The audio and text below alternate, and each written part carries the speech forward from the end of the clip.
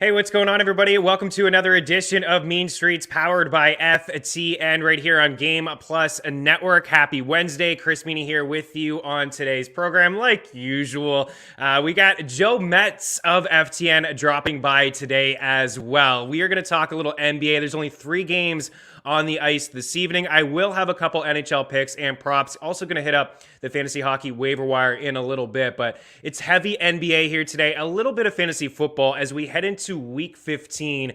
Probably the craziest week really to date, with everything happening in the NFL. Injuries, COVID cases.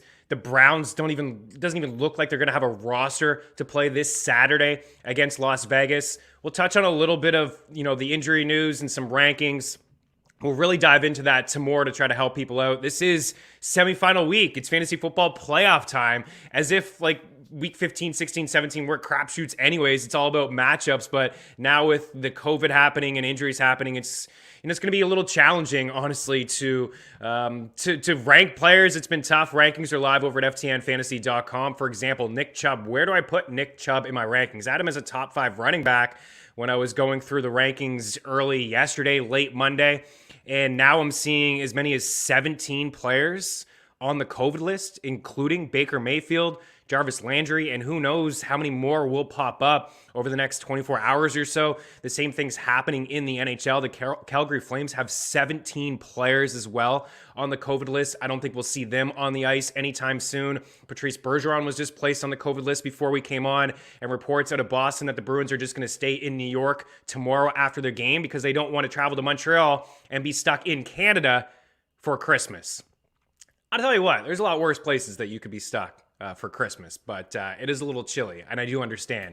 And players in Carolina stuck in Canada right now. I think, Jacob Slavin, Sebastian Aho, these players can't travel, placed on the COVID list. Man, it's a lot. A lot is happening. Everybody stay safe, right? I'm not here to talk about shots and all that COVID stuff and masks, but just everybody stay safe, right? It really is starting to ramp up everywhere, and we're going to talk to Joe Metz about his strategy when it comes to the NBA, DFS too. I mean, he's a stud in the DFS industry. He's been on this show several times before talking DFS and fantasy football waiver wire stuff, but we're not going to get into that waiver wire stuff with him. He is the host of the FTN NBA podcast as well. So I want to kind of get his thoughts on maybe some players that he's talking about lately. I mentioned yesterday some season-long pickups like Kevin Love, but I don't know if there's a lot of people out there that are playing season-long fantasy basketball. If you are, by all means, you're watching, you're hanging out here live on the YouTube page, leave the question. If you have any questions there, now is the time to get to Joe Metz to talk to him and get any basketball advice that you would want from him. So a couple things I wanted to talk about before we break and bring him on. First of all, like I said, if you are watching on our YouTube page, do us a solid, smash the like button. You have any comments, any questions, you can leave them there. We'll address them here on this show. And if you're watching the replay, whether it's ftnbets.com, ftnfantasy.com, or here on our YouTube page, you can leave a question in the actual YouTube section, and I will address those questions before NFL tip-off, like kickoff tomorrow, puck drops, NBA tip-off tonight. We'll get to those questions. And if you're watching here on Game Plus, well, a great lineup on Game Plus. I mean, the fantasy footballers, you got the Pat Mayo experience happening on Game Plus Network, and also All in Football. And today is the day on Wednesday where Jeff Ratcliffe and Jake Seeley get together. It's always fun and entertaining to listen to those two sharp minds talk football and try to unravel everything that is happening here in the NFL. For example, I mentioned the COVID going through Cleveland. I mean, head coach Kevin Stefanski's on the COVID list. The RB's coaches there: Baker, Jarvis, Austin Hooper, David Njoku, Wyatt Taylor, Elliott Chris Boy. They're missing a bunch of defensive backs and linebackers, safeties. It's wild. It's nuts. And then you have a bunch of injuries here on top of it, just rolling through. James Conner, day to day, he underwent an MRI, an ankle injury. He got hurt late in that game. And I failed to bring this up yesterday, and nobody was really talking about it. It came on the final, second last play of that Monday Night Football game between Arizona and Los Angeles. There was a catch for Connor. He caught it, and then he could hardly get up. He had to limp back to the line. I thought that Kyler would spike the ball, maybe air one out like a last Hail Mary shot, and he took the hut and then he was running around, he got sacked, and it was GG. But James Conner did suffer what looked like a pretty painful ankle injury, and going for an MRI is, I think, pretty significant. They have a easy matchup against Detroit this week. DeAndre Swift, no practice today. TJ Hawkinson, no practice today.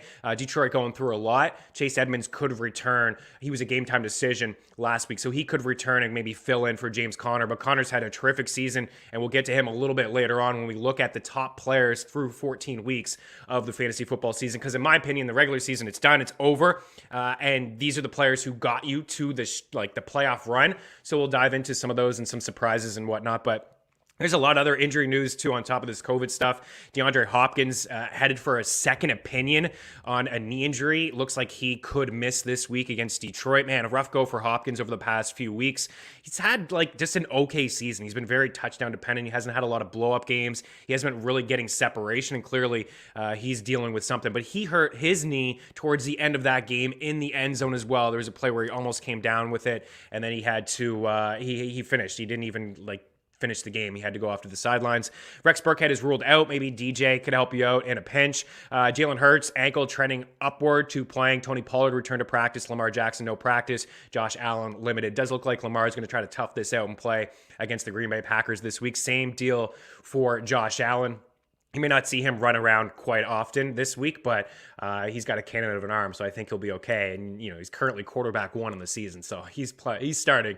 You're playing this guy. A couple things I did want to get to. So yesterday for the NHL picks was just, it wasn't great, honestly. I didn't feel like I had a great day. Crosby had the assist, but most people who saw it on the show, it was like minus 150 at the time. I think we gave plus 110. That is the perk of being involved with the FTN betting package. Tino, if you have that graphic, just a little love here for ftnbets.com. $49.99 per month. You get all the tools. You get the premium chat across all the sports. We have separate premium chats: NHL, NBA, NFL, esports, tennis, soccer. We all have these separate chats. We have the player prop models, which people are killing it. I've seen a ton of green screens over the past few days, and of course, you're gonna have every pick across every sport from everybody over at FTN. So that would be the perk of having the package yesterday, getting the Sidney Crosby pick early. You follow FTN alerts on the Twitter machine. You get the notification when that pick is made, but can't really pat myself on the back for too much from yesterday. Andre Kasha had an assist. We talked about it. It wasn't available at the time, but it was plus 275. That's back-to-back Leafs games now where we've hit Andre Kasha 295 and plus 275. He's playing on that top line with Austin Matthews, who just keeps scoring every single game. And Kasha gets a piece of that. He had a couple helpers yesterday. Ottawa 8-2. Didn't have that. Did not have that. The Sens are rolling. We had a comment in here yesterday about the Sens heating up. I don't know if it was on this show or Dangle Betselli, but the Sens are heating up. They've beaten some really good teams. More on them in the next segment. Vegas on the money line. We got that one plus money against the Bruins. Brad Marchand came down with COVID, and now, as I mentioned, Patrice Bergeron. So keep an eye on Boston moving forward. That's 2 of their best players really out of the lineup. Got Toronto and then got Vancouver. Bruce, there it is. Down 3-0. They came back and won that game, and now they're perfect. I believe 5-0 since they made the coaching change. Didn't get the Sharks on the money line. We did get the Penguins, right? I'm 24-6 betting against the Canadians this season. That just happens to be their record. 24 losses in 30 games, right? On the puck line, too. They've lost 12 times on the puck line. So it's just you want to make some money, just bet against the Habs, honest to goodness. But Max Pacioretty let us down. He only had 3 shots. He had 2 goals. He had 3 shots in the first period and then just nothing else. So he let us down. But this brings me to Prize Picks. So for Joe Metz, he does a lot of great stuff for us, operations manager, and in charge of really a lot of partnerships that we have. I keep talking about ftndaily.com, and up at the top, you see a tab, DFS Picks, free. Prize Picks, Underdog, Monkey Knife Fight, Jock Market. It is all there for you, and it is absolutely free. So yesterday, I mentioned I was going to be doing a Prize Picks video on YouTube, on our YouTube page, and I did give one a little bit later than I probably should, because with everything with COVID, and it just...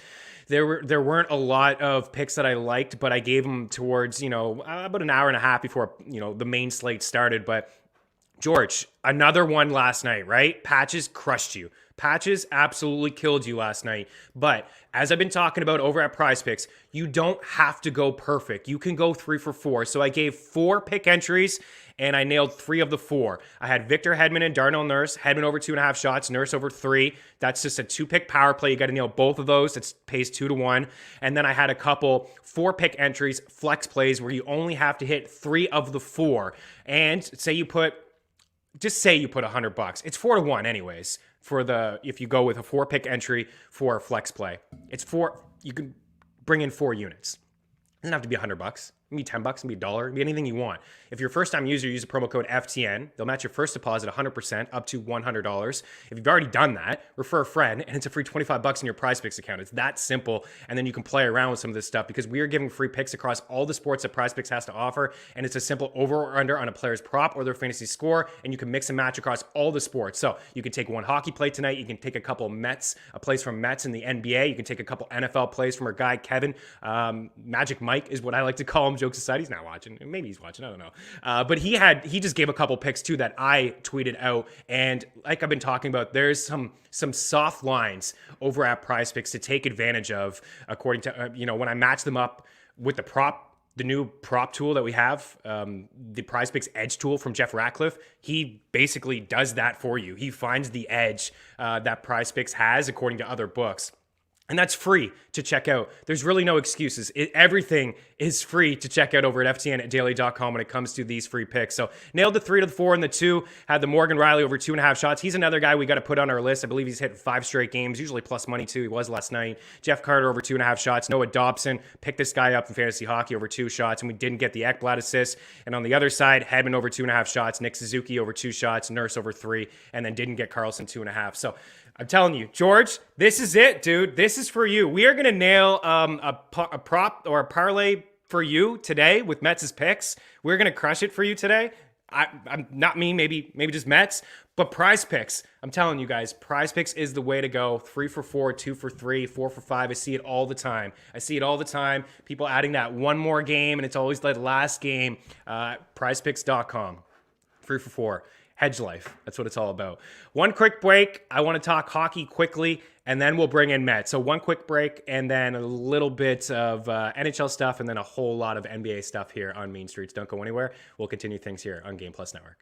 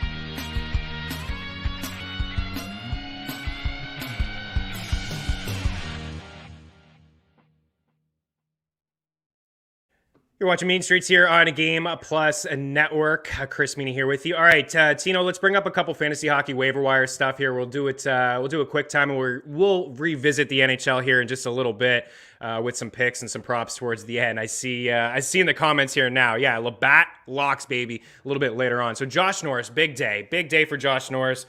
Everybody who backed the Florida Panthers are crushed here this morning. Tino, this is it, man. Maybe these are your sends, right? These are your sends. Josh Norris, I believe I brought up on Monday as a 4-game stream.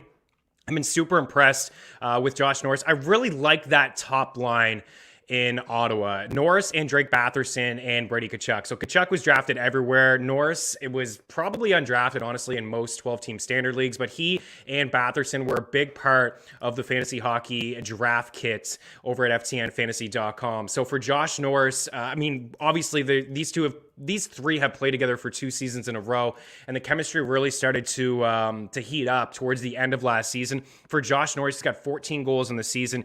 He's got goals in 3 straight games, 5 of his past 6, and he's shooting a puck a lot. 5-2, 5-1-3, 4-3. The one time I gave Josh Norris on the show, I don't know, George, if you remember, he had 0 shots. I gave his shot prop. He had 0 shots. So we just got burned in that one time, but Josh Norris is usually plus money. Drake Batherson and Josh Norris, these guys are usually plus money that, put them in your player pool for shot props. And consider the Sens, because Vegas is never going to give them any credit.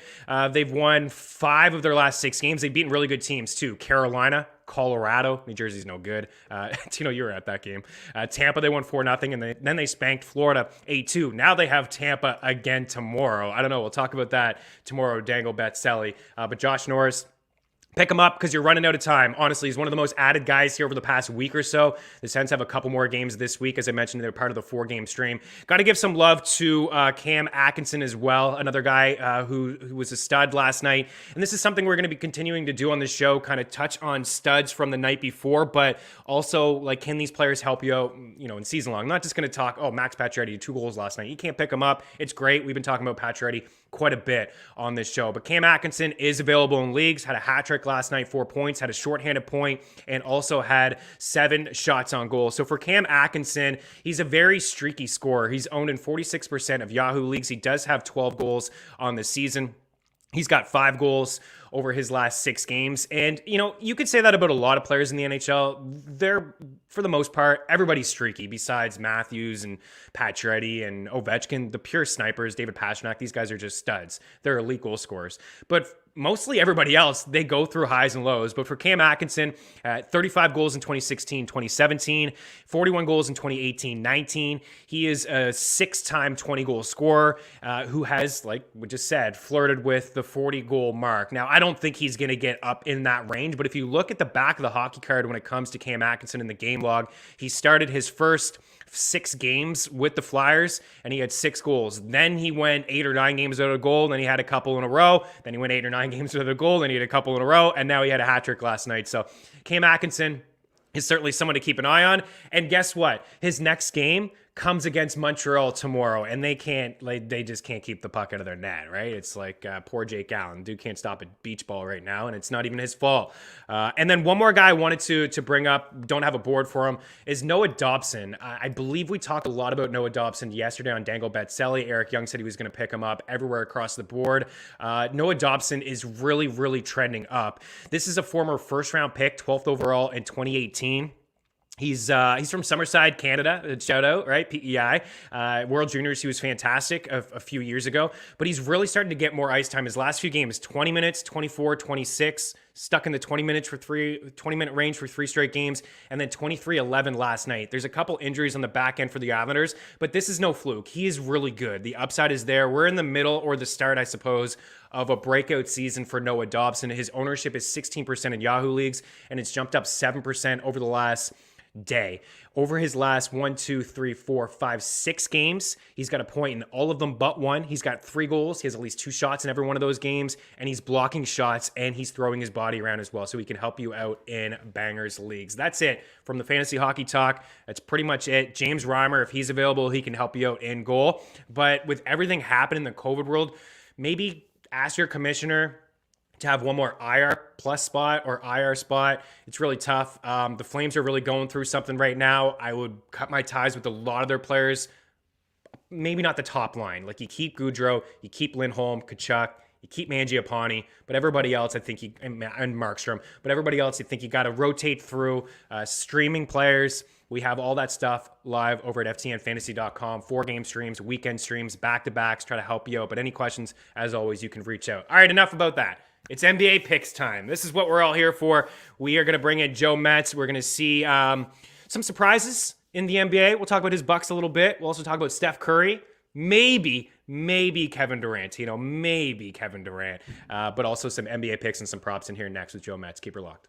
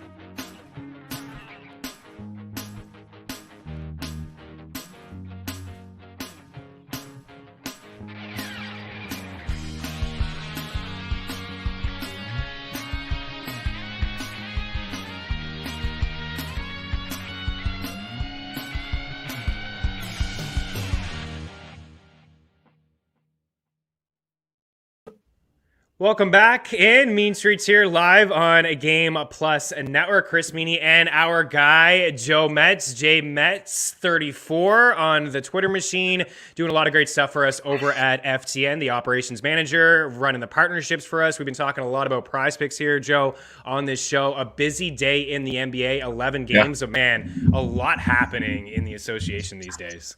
Yeah, if you thought like COVID was running through the NFL rampant, which it is, the NBA is getting to a point where it's like chunk players from every team being thrown on the COVID list.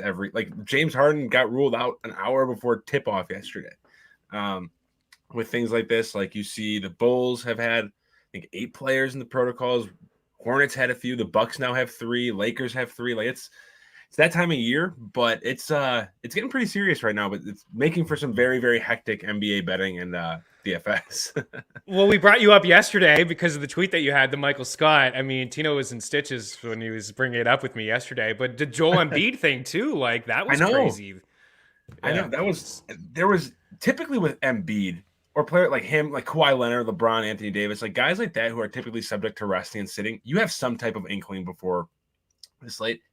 There was not like radio silence prior to 6 minutes after the game was supposed to tip off.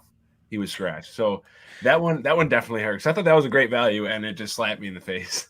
So how are you treating all this over? Do you find it's easier? Because you talk to some people, and some people will say, you know what, it's a little bit easier to play NBA DFS because it kind of creates a lot of value and like opportunity for certain players. Do you feel that way, or is it a little bit more challenging? Obviously, if you have the FTN DFS package, I mean, everybody is super active in the Discord channel. We got shows live before tip-off to help you out with all of that stuff. But how do you like go about constructing lineups these days? It's tough. Like you have to. I mean, my big thing with COVID, with that factor in the NBA now, you just like reserve your contest early. But so many people like to build lineups, before noon.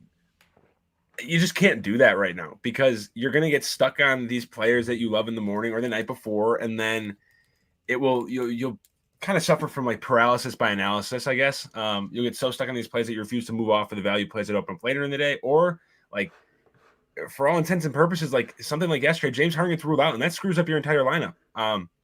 So I'll reserve my contest. And I literally won't start building until like an hour before lock, just because I want to make sure I have a clean slate, prepared for everything. But also, I think both with betting and daily fantasy right now, betting more with like the live betting and just getting bets in like after the slate locks. I do think it's important to have a like contingency plan in place to pivot from your betting card to pivot and hedge or to pivot your DFS lineup, because we've seen over the last 2 weeks, like late scratches with COVID happen almost nightly now. So if you can prepare for that, it's likely the masses don't prepare for it as much as you do, and it just gives you an immediate edge. So you have your article live right now, NBA DFS Preview, the first look. You got that out bright and early for everybody. We got a lot of content. Alex Blickel, friend of the show, he's got his pace and projections up there, NBA DFS stacks. If you're looking to be part of the FTN DFS family, ftndaily.com/pricing. You can use the promo code METS. Save yourself a little bit of cash. We have everything there from player projections, ownership model from Kyle Murray, all the content, all the articles, got the live streams, stacking options, all the premium tools are available to you. NBA splits. Man, there's a lot that is involved in this package. Before we get to some of your picks, and George is like, he is active here in the comments. Dude wants locks from you tonight, which is jokes. We'll get a couple. But running through this morning and some of your notes and running through that article, who are some players that you really highlighted?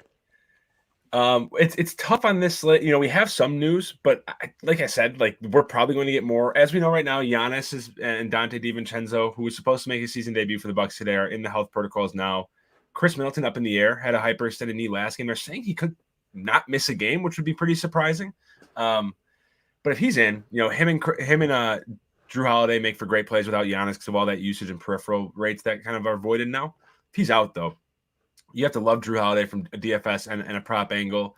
Then you have guys like Sandro Mamukelashvili, Jordan Nwora, Bobby Portis, like these ancillary pieces, Thanasis Antetokounmpo, like these guys will kind of be thrust into those 25 to 30-minute roles that the books don't typically adjust for, and DFI sites have not adjusted the prices for. So I think the Bucks and Chris Middleton is probably the biggest news to monitor.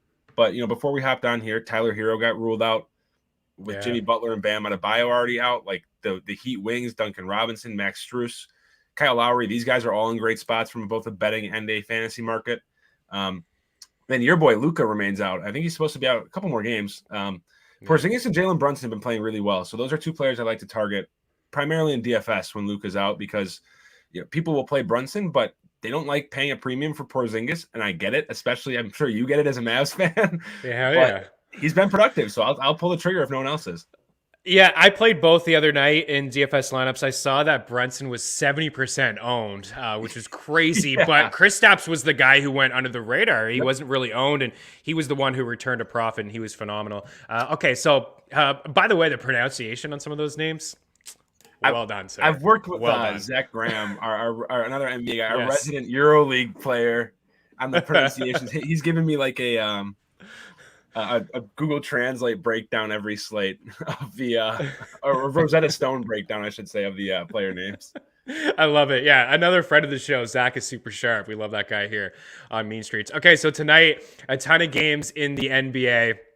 11 in the association. You mentioned my Mavs playing against the Lakers here today. What do you got on the board here? George is he's itching, man, for a lock here tonight. I know. I have faith in George, so I'm not going to buy into this whole curse. Like, this is the night we break it. I'm with you, man. I believe in George too. Some bad beats. So in the Mavs game particularly, I'm targeting the under 215 team, or the implied total. That's on DraftKings Sports. We get -110. Unders are never fun to bet, but like I'll target them when they make sense. The Mavs right now, 8-17-2 against the over. That's even worse at home. They're 3-9 against the over at home. Lakers have allowed under 100 points in 3 straight games. They are also only 5-6 against the over on the road. The Mavs are bottom 5 in the NBA in pace right now, and without Luka to really push the pace, I don't know. I do think the Lakers will try and push the pace with Russell Westbrook, but it's not going to be matched in the full court by the Mavs when they don't have a full court point guard right now. So assuming that this game stays close, I think it's still going to sail under. But even if the Lakers hypothetically hold the Mavs to say below 100 points like they have been, the Lakers are going to need to win by at least 15 points for this to go over. And the Lakers have not been blowing teams out this year. So I think there is a level of security in this under 215 right now. We've been talking about the Lakers on the show quite a bit. We've been giving them like a hard time, and I feel like you would be leading that train or the bus, driving it, right? Like this team is in trouble, aren't they? They're in trouble. I think it's pretty public knowledge. My thoughts about Russell Westbrook at this point. I just like the team's just not working. I think Justin Pham, who was on the sports betting show with Matthew Friedman yesterday, made a great point and said that like there are years of data that show like for LeBron to succeed with a team, you have to surround him with shooters. Them going to get Russell Westbrook and like letting someone like Wesley Matthews walk is doing the exact opposite of that. So that the makeup of that roster just doesn't make a ton of sense right now. With the Warriors now and like Clay coming back, like I don't think there's any way unless they make a splash that they come out of the West. Yeah. How about that graphic last night that Kalachi quote retweeted? And I saw you tweeting on it too. Man, I don't know, man. I watched it like 15 times in a row. Yeah, I mean, like the coolest part to me, I mentioned it to Josh, like you see as his career progresses, he shoots from deeper and deeper, and they're going in. Like he has become a better shooter over time. And I think like seeing them stop the game at the Garden yesterday, like, and really realizing like there might not ever be a player to make as many threes as him. I don't think there will be. It was a really cool. Anything like that where you see like history made is a really cool moment, especially with a likable player like Steph Curry. Has Ray Allen officially retired? Did that guy officially retire? You can come out and play, man, and get his record back.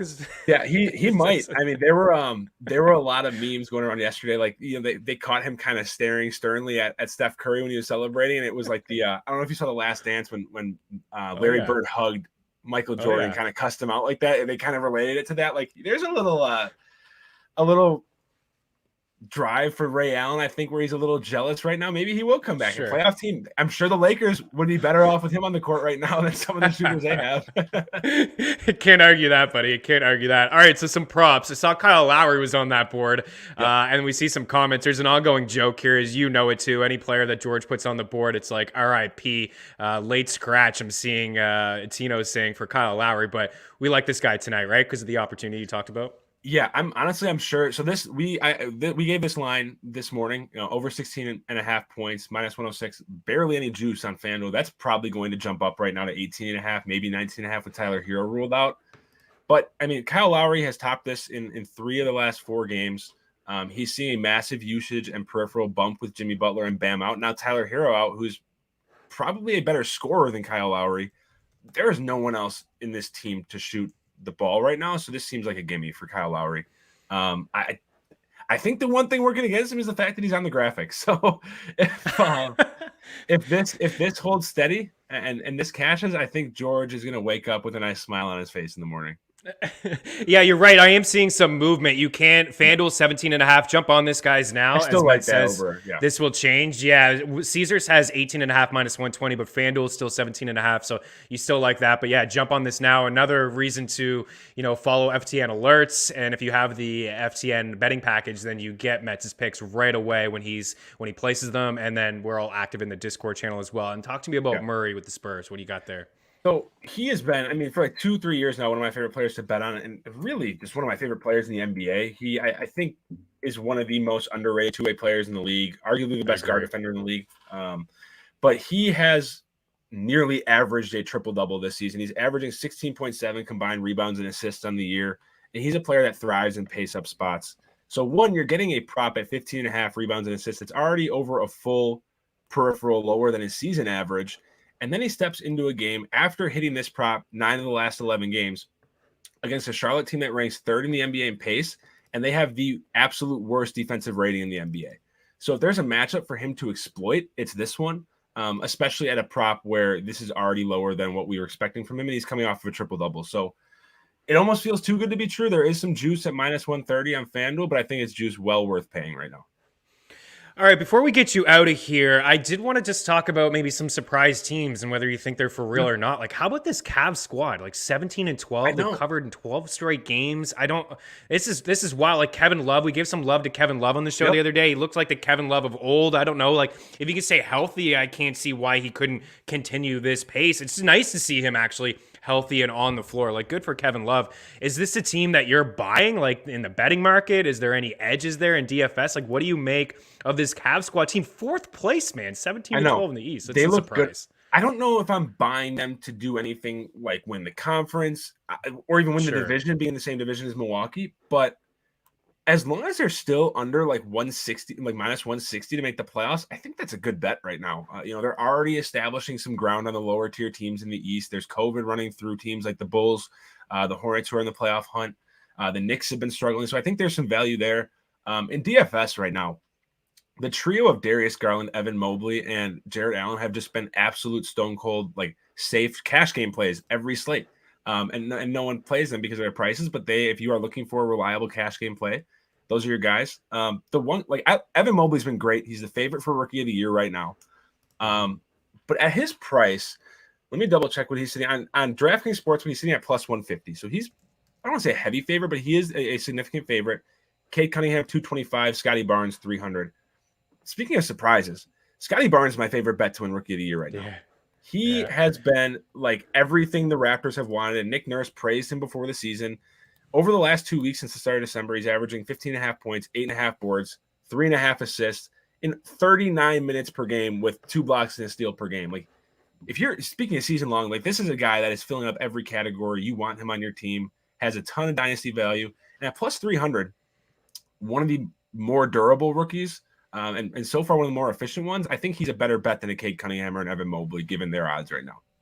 Yeah, and Metz, you can get that +340 at FanDuel. Again, the prop shop is absolutely free, so jump on that. Yeah, being north of the border, I hear a lot about Scotty. A lot of Raptors fans really like Scotty. They're impressed, and they should be impressed. Yeah, he's been great. I know Jill Gallant has been taking some 3-point props with him as well. There is a question here from Eric Rodman. Orange Man says, do you like DD or triple-double for Murray? Do you like any of those plays? So, Eric, correct me if I'm wrong. By the way, Eric, play his prop, dude. He's going to crush that one, but he's looking for a little bit more from me, I think. So I think I saw triple-double on FanDuel Sportsbook was at +600. I don't hate it, but 6-1, I don't know if I want to target a triple-double there. I think that if that creeps more towards 8 to 10 to 1, I'd be a little more inclined. I'm not against it, but I'd much rather just throw 2 units on the over 15.5 rebounds and assists and not have to worry about a triple-double, let alone a double-double. If you can find this double-double anywhere to like plus 200 or better, I would take that in a heartbeat. All right, giddy up. Let's get you out of here on this. Plug the podcast, man. You guys are having some fun on that podcast. So plug it. Where can people check it out? When do you guys do it? How often? And who are you talking about lately on that podcast? Yeah, so we're actually recording another episode tonight. We're redrafting the first 2 rounds of best ball right now with players are currently doing. So myself, Zach, and Adam, that'll be out tonight, tomorrow morning. And then we record twice a week. Once a week is all 3 of us together. And then we rotate solo shows once a week where we bring on guests, friends, whoever it may be. Like FTN subscribers have come on and sharing their thoughts on the FTN community, the listener season-long league we have. But yeah, twice a week, find us at FTN NBA Podcast on Twitter, subscribe and like it on Spotify and Apple Music. Anything we do, it's really just like best ball, betting, season-long, and DFS. We'll have a pretty significant strictly DFS show for the Christmas Day slate, so stay tuned for that next week as well. Nice. That's exciting. And if you got time, we'd love to have you on too to dive into that as football really winds 100%. Down. Hopefully we can have you on this show again a couple times when you're a busy dude. Check out Joe Metz on the Twitter machine, jmetz34. Fantastic work over at FTN Daily, FTN Fantasy, and FTNBets.com. We're going to switch gears a little bit, talk about a bit of fantasy football, but we also have some NHL picks to wrap up Mean Streets as well. Keep her locked.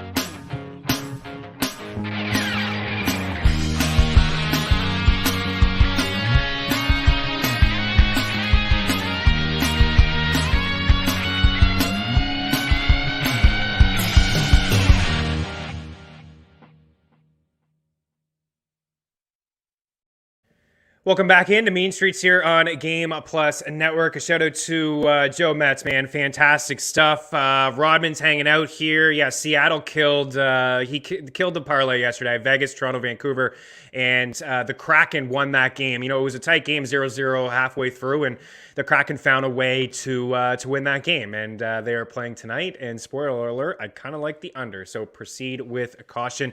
Eric, maybe we can bring this up. Would you try to get Penny? So we got this question here from Eric in the playoffs as we really transition into to fantasy football. As we see there, it kind of just cuts the face off. Look at the head. What's up? In the playoffs, would you try and get Penny and start over A.J. Dillon or Damian Harris? Have Mitchell, Swift, and Ingram. So Penny's up against the Rams. It's a really tough spot. I would start him over Damian Harris. I don't even know if Damian Harris is going to play, to be honest. The Colts are a really good rush defense. He could suffer a setback in that game.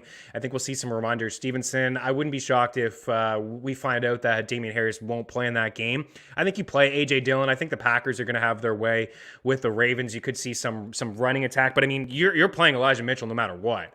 Like, if this guy plays, you're definitely playing Elijah Mitchell. Like, that would be number one. And then Dillon, right? I'd probably go Dillon, Elijah, and then you could maybe roll the dice if you needed a third there for a penny. It doesn't look like Swift's going to play. And for Mark Ingram on that COVID list, I don't really know what is happening there. But this is something I wanted to do on this show. Maybe a little, fluff pieces. I don't know. It's this. In my opinion, the fantasy football regular season, well, it's definitely over, but fantasy football is over. So I wanted to just address some of the top performers at each position and just kind of see where we went right, where we were wrong, and just overall the value with some of these guys. So Tino, let's start here with running backs. If you have the top 12 running backs in fantasy football, so Jonathan Taylor, up at the top. He's your RB1. He's got to be considered. We'll do at the end of the season maybe some fantasy football awards. He's got to be considered one of the MVPs for sure. 16 rushing touchdowns, 18 total touchdowns, 36 grabs, 1,348 yards, leads everybody in the NFL by far. The next closest guy is Joe Mixon, who is on this list as well, in at number 3, but 300 fewer rushing yards for Joe Mixon. Austin Eckler is there. A great season from Austin Eckler, 58 grabs, 7 receiving touchdowns, 9 rushing touchdowns. You got to love the way that this guy was used this season, just totally differently this year compared to last year. After 3 weeks this season, he had more carries inside the 5 than he had in all of last year. More red zone usage, more carries out of the backfield. A phenomenal season from Austin Eckler, who's really embraced the fantasy football community, right?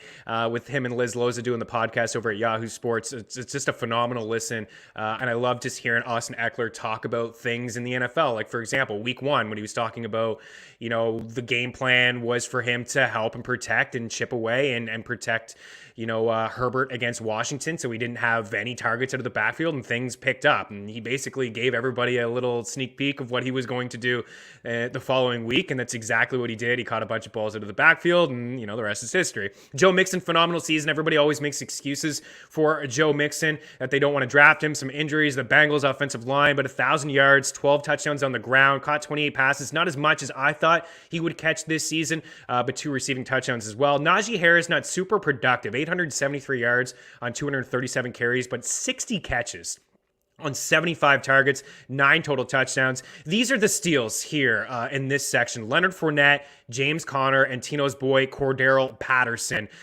These are the big steals. I looked at NFFC ADP from August 1st to September 1st. Leonard Fournette was drafted as RB36, ADP of 102. James Conner, RB38, ADP of 107. And Cordarrelle Patterson, considered a wide receiver over at NFFC, ADP of 303. So let's be honest, this dude wasn't really drafted, and he was one of the hottest waiver wire pickups. We talked a lot about him being a sell high candidate or, buy low, and it turns out if you just kept this guy, you were rolling. Derrick Henry's still on this list, despite missing a bunch of games. Ezekiel Elliott, as disappointing as he has been, still a top 10 running back. Dalvin Cook missed some time. Aaron Jones missed some time. Alvin Kamara missed some time. Those guys inside the top 12. Tino, let's switch over to wide receivers, and you'll see up at the top, Cooper Kupp, 270.9 fantasy points. I really have to give a lot of props to Brooke Cromer, who clearly follows this Rams team pretty closely. She came on this show and talked about just Matthew Stafford and Cooper Kupp, the relationship and how it was going to be. Cooper Kupp was going to be his guy, and it certainly was his guy. A phenomenal season for Cooper Kupp, and we'll take a look at the year end and see where he ranks all time when it comes to wide receivers, but he's going to be up near the top. Justin Jefferson, everybody made excuses about Justin Jefferson last year being maybe fluky, setting a rookie record among wide receivers for 1,400 yards, and he's just doing it again this season, backing it up. Wide receiver 2, Deebo Samuel was certainly one of the biggest surprises as well in the fantasy football community. This guy was an absolute steal in drafts. And then we have, continuing down the list, Tyreek Hill, Devontae Adams, no surprise with those two. Jamar Chase dropped down draft boards when he was dropping everything in preseason. He was drafted on average as wide receiver receiver 26. Mike Evans, Chris Godwin in the mid-teens, finishing his top 10 wide receivers. It's super simple when you look at this, right? Just draft Tom Brady and his weapons and Leonard Fournette and Tampa. Like, they score points. And I don't have a lot of Mike Evans, I'll tell you that. Deontay Johnson, Stephon Diggs, Mike Williams, and Tyler Lockett, the big surprises here. So I have some ADPs down for these guys. So Deebo Samuel, wide receiver 35, NFFC from August 1st to September 1st. His ADP was 81. Jamar Chase, as I mentioned, his ADP was 60 at wide receiver 26. Mike Williams, wide receiver 41, ADP of 102. There's been some highs and some lows with Mike Williams, but he's done a lot in the boom category to win you some weeks. And then Lockett over DK. DK was drafted as wide receiver 6. Lock was drafted as wide receiver 20, and he finishes the way. By the way, Cooper Kupp, wide receiver 17 on average, ADP of 34. We're going to break, and we're going to take a look at the top quarterbacks and tight ends through 14 weeks of the season as well. Stay tuned.